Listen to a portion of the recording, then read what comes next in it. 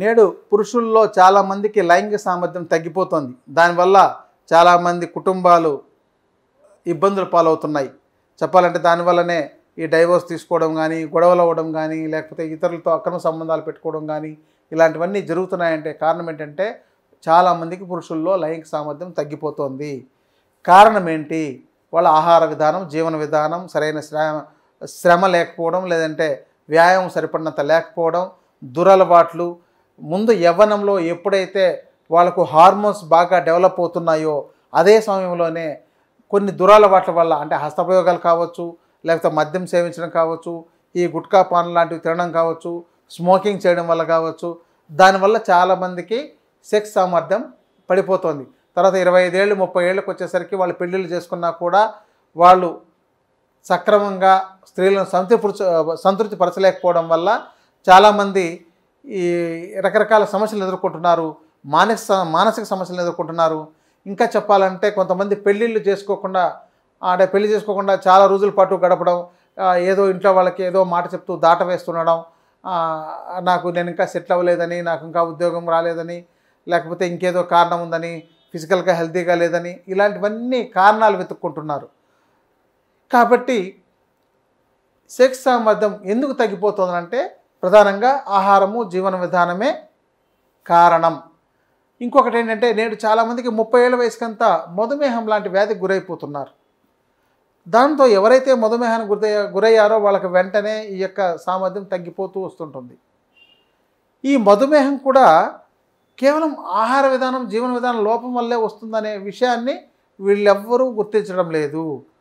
ఈ మహా క్వాలిఫికేషన్లు పెట్టుకున్న డాక్టర్లు రకరకాలుగా మీరు డయాబెటీస్ వస్తే తప్పనిసరిగా ఈ మందులు వేసుకోవాలి, లేకపోతే మీరు ఏమో అయిపోతారు, జీవితకాలం వేసుకోవాల్సిందే, దీన్ని ఎప్పటికీ మానకూడదు, ఇలాంటి తప్పుడు సలహాలు ఇవ్వడం వల్ల అది నిజమనుకొని దాన్ని పాటించి కొంతమంది నాశనం చేసుకుంటున్నారు. ఒక మధుమేహం అంటే అది ఒక డిసీజ్ కాదు. ఆ డిజార్డర్ని ఆర్డర్లో పెట్టుకోవాలి. దాంట్లో ఏంటంటే మనం ఎక్కువగా తియ్యటి పదార్థాలు, మధుర పదార్థాలు అతిగా తీసుకోవడం, ఇతర పదార్థాలకు యొక్క లోపం వల్ల ఈ మధుమేహం వస్తుంది. ఆ ఇతర పదార్థాలను మీరు బ్యాలెన్స్ చేయడం, అంటే చేదు వగరు పదార్థాలను కూడా సరిపడిన తీసుకున్నట్లయితే మీకు అసలు అలాంటి సమస్య వచ్చే అవకాశం ఉండదు. ఇక ఫిజికల్గా వీళ్ళు పుట్టుకతోనే హెల్తీగా లేకపోవడం ఒక కారణం అయితే, తల్లిదండ్రులకి రోగగ్రస్తులుగా ఉండి వాళ్ళకి ఆ సందర్భంలో సంతానం కలిగి దానివల్ల కొన్ని రకాల సమస్యలు వచ్చి దాంతో లైంగిక సామర్థ్యం తగ్గిపోతుండడం, వీళ్ళకు దురలవాట్లు ఉండడం, ఇవన్నిటినీ కారణాలు ఎన్నైనా తీసుకోవచ్చు, ఎన్నైనా చెప్పచ్చు. అయితే ఇప్పటికిప్పుడు ఈ సమస్య ఉందండి, పరిష్కారం చెప్పండి, ఏం చేయాలి, ఇవన్నీ మాకెందుకు అని అడిగే వాళ్ళే చాలామంది ఎక్కువగా ఉన్నారు. ఎందుకంటే ఇది చెప్పగానే ముందు ఆతృతగా ఏ మందు చెప్తారు, ఏది మాకు పనిచేస్తుందో అనే ఆతృత ఉంటుంది. కాబట్టి మీకు కొన్ని సలహాలు ఇవ్వగలుగుతాను. ఇక్కడ మీకున్న దురలవాట్లన్నీ మానండి. రోజు తైలంతో మర్దన చేసుకుంటుండండి శరీరాన్ని. ఎందుకంటే మీ యొక్క వ్యాయామం సరిపడంత లేకపోయినప్పుడు, మీకు బ్లడ్ సర్క్యులేషన్ సక్రమంగా లేకపోతే దానివల్ల కూడా మీ యొక్క లైంగిక సామర్థ్యం తగ్గిపోతుంది. రెండవది ఏంటంటే మన బ్లడ్లో చాలా చెడు పదార్థాలు కూడా మన శరీరంలో చేరి ఉంటాయి. ఇవన్నీ కూడా మన అన్ని భాగాలకు సరఫరా అయి ఉంటాయి. అవి సక్రమంగా శుద్ధి కాలేకపోవడం వల్ల, ఆ బ్లడ్ వెయిన్స్లో సర్క్యులేషన్ సక్రమంగా లేకపోవడం వల్ల వెంటనే ఈ యొక్క ప్రిమెచ్యూర్ ఎజాక్యులేషన్, అంటే లైంగికంగా శక్తిగా ఉన్నా కూడా కొద్దిగా అలా వెళ్ళి 1 నిమిషం 2 నిమిషాల్లోనే మళ్ళీ స్ఖలనం అయిపోయి శీఘ్ర స్ఖలనం సమస్యతో బాధపడుతుంటారు. సో ఇక్కడ ఎప్పుడైనా తైలంతో మర్దన చేసుకునేటప్పుడు ఆయుర్వేద శాస్త్రం ఏం చెప్తుందంటే, నిత్యం తైల మర్దనం చేయడం వల్ల ఏ రోగం రాదు, ఎప్పుడూ శక్తివంతంగా ఉంటారని చెప్తుంది. ఇవి చేయకుండా ఇమ్మీడియట్గా పనిచేసే ఒక ట్యాబ్లెట్ చెప్పండి, అది వేసేసుకుంటాము అంటే, ట్యాబ్లెట్ చెప్పడం చాలా తేలిక, కానీ ఇది అన్ని సమయాల్లోనూ మిమ్మల్ని సంతృప్తికరంగా ఉంచదు. కొన్ని రోజుల పాటు బాగా పనిచేస్తుంది, తర్వాత పనిచేయలేదంటారు. కారణం ఏంటి? లోపం మీలోనా, మీకు ఇచ్చిన ట్యాబ్లెట్లోనా? అందుకనే మొదట అది సర్క్యులేషన్ బాగా పెంచి మీకు లైంగికంగా ఉపయోగపడుతుందేమో, కానీ తర్వాత తగ్గిపోతుంది. అంటే ఇంకా సైంటిఫిక్గా చెప్పాలంటే మన యొక్క కొన్ని హార్మోన్స్ యొక్క ప్రొడక్షన్ తగ్గిపోవడం వల్ల, ఈ యొక్క టెస్టోస్టెరాన్ తగ్గిపోవడము, ఇలాంటి వాటి వల్ల కూడా ఈ సమస్య వస్తుంది. అంటే ఇవన్నీ కూడా ఆహార జీవన విధాన లోపాలే, మన దురలవాట్ల వల్ల వచ్చిండే లోపాలు, లేదంటే మీరు శారీరకంగా పుట్టినప్పుడే హెల్తీగా లేకపోవడం ఉండే లోపాలు. వాటి యొక్క ఆ టెస్టులను మనం ఎన్ని చేసినా ఎన్ని ఉన్నాయని నిరూపించుకున్నా పరిష్కార మార్గాలు మనకు కావాలి. కాబట్టి తైల మర్దనంతో మీ యొక్క అంగానితో సహా మర్దనం చేసుకోవాలి. తర్వాత స్నానం చేయాలి. ఇది ఒక విధానం. రెండవది, కనీసం వారానికో 15 రోజులకు ఒకసారి స్టీమ్ బాత్, అంటే తైలంతో బద్ధం చేసుకొని కొంచెం వేడి నీళ్ళు బాగా కాచి ఒక బకెట్లో కింద పెట్టుకొని దానిపైన ఒక స్టూల్ లాంటిదో ఆ పక్కన స్టూల్ వేసుకుందాను, మొత్తం మీరు ఒక బెడ్షీట్ కప్పుకొని ఆ ఆవిరి వచ్చేటట్టు చేసుకున్నట్లయితే మీ శరీరానికంతా ఆవిరి పట్టి ఆ యొక్క చెమట రూపంలో మీకు డ్రాప్గా వచ్చేస్తుంటుంది. అలా మీకు ఆ యొక్క రక్తనాళాల్లో పేరుకున్న కొవ్వు పదార్థాలు కరిగి ఆ యొక్క చెమట రూపంలో బయటకు వచ్చేయడం వల్ల మీకు సర్క్యులేషన్ ఇంప్రూవ్ అవుతుంది, దానివల్ల కొంత మెరుగవుతుంది. తర్వాత గ్యాస్ ట్రబుల్ ఉన్న వాళ్ళందరికీ కూడా ప్రిమేచ్యూర్ ఎజాక్యులేషన్ అంటే శీఘ్రస్ఖలనం ఉంటుంది. ఈ గ్యాస్ ట్రబుల్ ఉన్నట్లయితే మీకు గతంలో గ్యాస్ ట్రబుల్ సంబంధించిన ఎపిసోడ్లో పరిష్కారాలు చెప్పాను. వాటిని మీరు చేసుకోవడం ద్వారా గ్యాస్ ట్రబుల్ లేకుండా ఉంటేనే మీకు ఈ లైంగిక సామర్థ్యం, కొంచెం బ్లడ్ సప్లై, ఇవన్నీ కూడా దోహదపడతాయండి. ఏదో ఒకటే ఒక టాబ్లెటో మందో చూర్ణమో మీకు దోహదపడదు. మీ లోపాలన్నీ సరిచేయాలి మీకు. అలాగే మలబద్ధకం ఉన్న వాళ్ళకు కూడా ఈ సమస్య వస్తుంది. మీరు ఎప్పుడైనా బాగా గమనించండి, మీకు రోజుకొకసారి విరేచనం అవుతున్నట్లయితే ఏదైనా విరేచన ఔషధం వేసుకోండి. ఒక 4-5 సార్లు మీకు విరేచనం అయిపోతే ఆ మరుసటి రోజు మీకు లైంగికంగా కొంత కోరికలు పుడతాయి. అంటే మీ యొక్క అంగంలోకి సరిపడినంత బ్లడ్ సప్లై అయినప్పుడు ఆటోమేటిక్గా ఈ స్ట్రెంథనింగ్ అవ్వడం, అంటే అవి గట్టిపడడం, మీకు ఆ కోరిక లైంగిక సంపర్కం చేయాలన్న కోరిక కలగడం, ఇలాంటివన్నీ ఉంటాయి. అంటే ఇవే కాకుండా ఇక మీకున్న లోపాలు ఏవైనా ఉన్నట్లయితే B12 తగ్గిపోయినా మీకు ఈ సమస్య ఉంటుంది, రక్తం తగ్గిపోయినా కూడా ఈ సమస్య ఉంటుంది.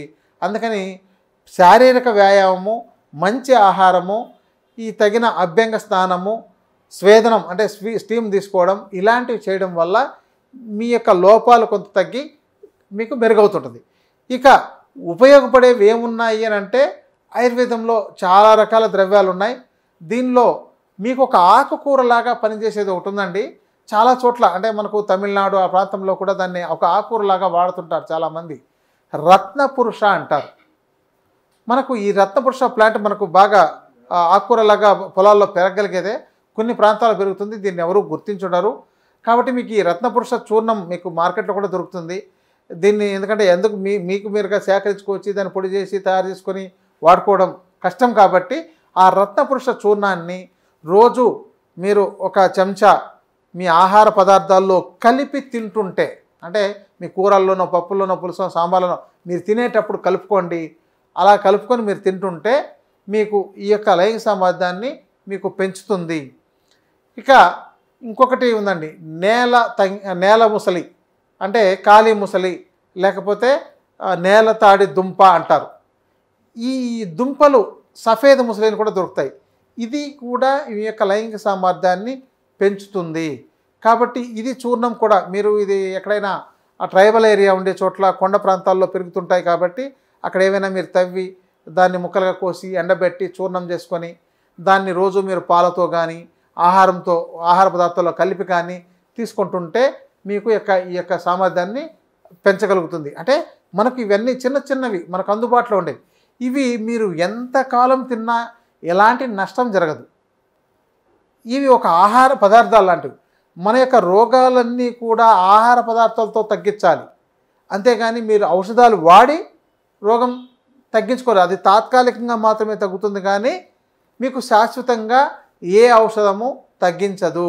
ప్రకృతిలో వచ్చే సహజ సిద్ధమైన మూలికలు, కొన్ని రకాల మినరల్స్ మాత్రమే మనకు రోగాన్ని శాశ్వతంగా తగ్గిస్తాయి.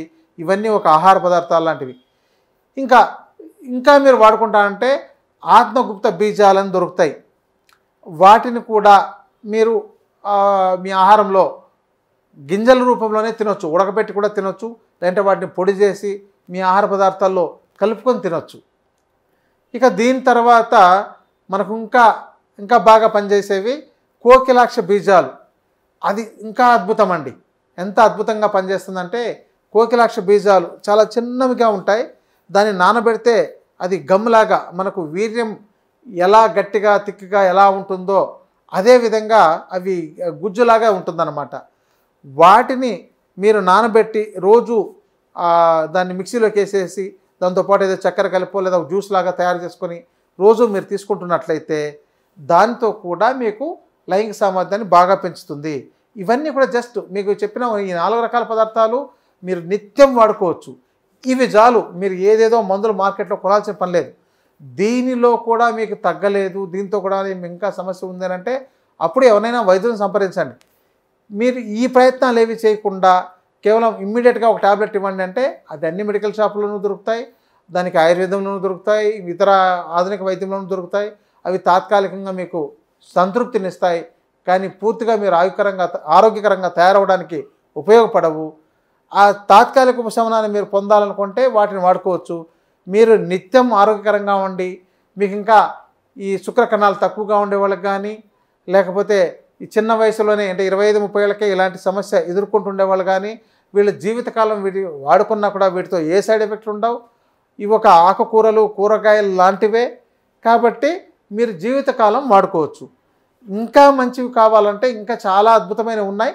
మీకు మరికొన్ని ఎపిసోడ్లో అలాంటి వాటి గురించి తెలియజేస్తాను. నమస్కారం.